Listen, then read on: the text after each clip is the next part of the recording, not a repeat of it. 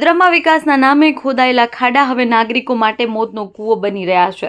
શહેરમાં ગટરના ખુલ્લા ઢાંકણાએ એક આશાસ્પદ યુવકનો જીવ લીધો છે, છતાં પાલિકાનું તંત્ર હજુ ઘોર નિદ્રામાં છે। માંજલપુરની ઘટના બાદ પણ શહેરમાં ઠેર ઠેર ખુલ્લા ખાડા અને માત્ર પ્લાસ્ટિકની પટ્ટી મારી સંતોષ માનતા અધિકારીઓને કારણે લોકોમાં ભય અને રોષ છે। વડોદરા મહાનગરપાલિકા અને કોન્ટ્રાક્ટરોની લાલિયાવાડી વધુ એક વખત શહેરને જોખમમાં મૂક્યું છે।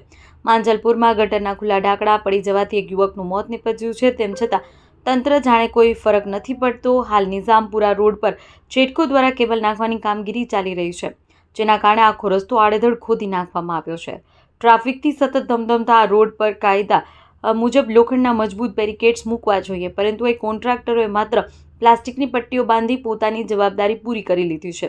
રાતના અંધારામાં પ્લાસ્ટિકની પટ્ટીઓ દેખાતી નથી અને વાહન ચાલકો સીધા ખાડામાં ખાબકવાનો ભય સેવાઈ રહ્યો છે। માંજલપુરની ઘટના બાદ તંત્ર જાગ્યું નથી અને લોકોના જીવ જોખમમાં મુકાઈ રહ્યા છે। શહેરની આ દયનીય સ્થિતિ માટે વિપક્ષે કોન્ટ્રાક્ટરો અને શાસકોની મિલીભગત જવાબદાર હોવાના આક્ષેપ કર્યા છે। કોંગ્રેસ નેતા પુષ્પાબેન વાઘેલાએ સીધો પ્રહાર કરતા કહ્યું છે કે શહેરમાં કામ કરતા કોન્ટ્રાક્ટરો બહારના છે, જેને વડોદરામાં લોકો કોઈની પડી નથી।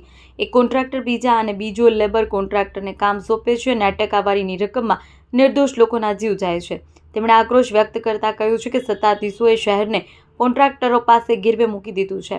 બીજી તરફ વડોદરામાં ડેપ્યુટી મેયર ચિરાગ બારોટે માંજલપુરની ઘટના અંગે દુઃખ વ્યક્ત કર્યું છે। જોકે તંત્રની બેદરકારી સ્વીકારવાને બદલે તેમણે રાબેતા મુજબના આશ્વાસન આપ્યા છે અને કહ્યું છે હાલ તકેદારીના પગલાં લેવાઈ રહ્યા છે અને જો ક્યાંય બેરિકેડિંગ નહીં હોય તો તાત્કાલિક લગાવવા સૂચના આપવામાં આવશે। સત્તાધીશો ભલે તપાસ અને તકેદારીની વાતો કરે, પરંતુ જમીની હકીકત એ છે કે વડોદરાના રસ્તાઓ અત્યારે મગરમચ્છના જડબા જેવા બની ગયા છે। પ્લાસ્ટિકની પટ્ટીઓ લગાવી કોન્ટ્રાક્ટરો પ્રજાની સુરક્ષા માટે મજાક કરી રહ્યા છે। એક તરફ કોન્ટ્રાક્ટ પદ્ધતિ ભ્રષ્ટાચારની ઉદયથી સિસ્ટમને કોતરી રહી છે, તો બીજી તરફ પાલિકાના અધિકારીઓ એસી ચેમ્બરમાં બેસી માત્ર સૂચનાઓ આપી રહ્યા છે। સવાલ એ થાય છે કે શું તંત્ર હજુ કોઈ મોટા અકસ્માતની રાહ જોઈ રહ્યું છે? શું એક યુવકનો જીવ ગયા પછી પણ આ શહેરમાં સુરક્ષાના નામે માત્ર પ્લાસ્ટિકની પટ્ટીઓ જ જોવા મળશે?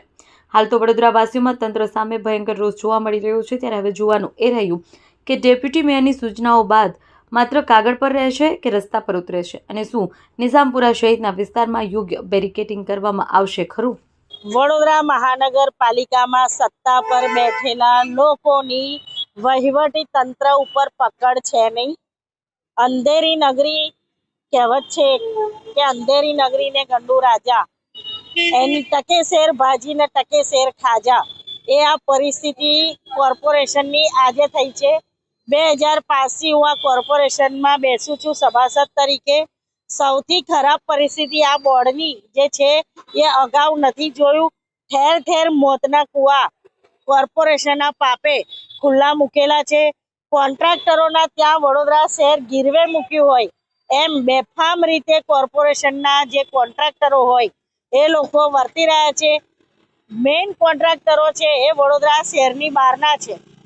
એ લોકો કોઈ દિવસ આ વડોદરા શહેરના નગરજનો પ્રત્યે આત્મીયતા નહીં કેળવે અને આ એ લોકોના જે સબ કોન્ટ્રાક્ટ આપેલા હોય, સબ કોન્ટ્રાક્ટરે લેબર કોન્ટ્રાક્ટ આપેલા હોય, આ જે ટકાવારીમાં આ વડોદરા શહેરના નિર્દોષ નાગરિકોનો ભોગ લેવાઈ રહ્યો છે એ ખૂબ ગંભીર બાબત છે। આવનાર દિવસોની અંદર કોંગ્રેસ પ્રચંડ એક જન આંદોલન છેડવાની છે, કારણ કે આ બનાવ પહેલો નથી। અગાઉ પણ ગટરની અંદર પડી જઈને માણસનો મૃતદેહ અઠવાડિયે મળેલો છે। આવી પરિસ્થિતિ પણ વડોદરા શહેરની થઈ છે। જે ઘટના માંજલપુરની થઈ, ગયા હતા બિચારા જમવા, પણ આજીવન પાછા ન આવી શક્યા, એનો વસવસો આખા વડોદરા શહેરને રહેશે। પણ આના પરથી બોધપાઠ લેવાની કોર્પોરેશનના વહીવટી તંત્રએ જરૂર છે।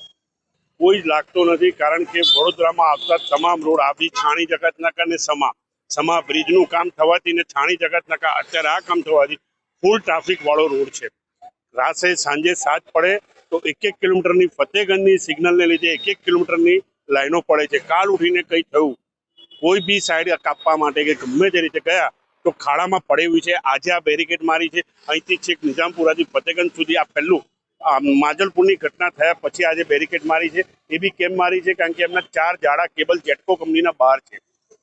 એ પહેલા કોઈ બેરિકેડ મારી નથી। ખાડાઓ હજી એવા એવા છે, રોડ બન્યા બી નથી કે જેની ઉપર પેચવર્ક કરીને બી હાલ પૂરતું કામ કરી શકે। કાલ ઉઠીને કોઈ મરે કે પાણીનું લેવલ ત્યાં બેસી ગયું તો બી ઘટના મોટી ઘટી શકે।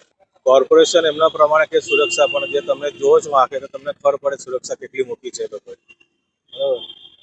સો કોર્પોરેશન સુરક્ષા કશી જ મૂકી નથી. જે એમને એક કરવું હોય જે પ્રમાણે એમને સુરક્ષા મૂકી હોય સુરક્ષા કંઈ મૂકી નથી.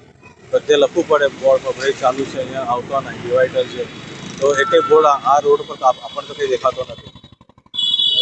કોર્પોરેશન એવું કેવું છે કે આવું કરવાથી અકસ્માતો ટળી જશે. માનો તો અકસ્માત ટળે આના? ના ના ના તો કોર્પોરેશનના મેયર પર કેસ મારો તો ખબર પડે એને કે આ શું છે તે. આવી જ અપડેટ્સ માટે જોતા રહો TV17 ગુજરાતી, તમારી સાથે તમારી માટે.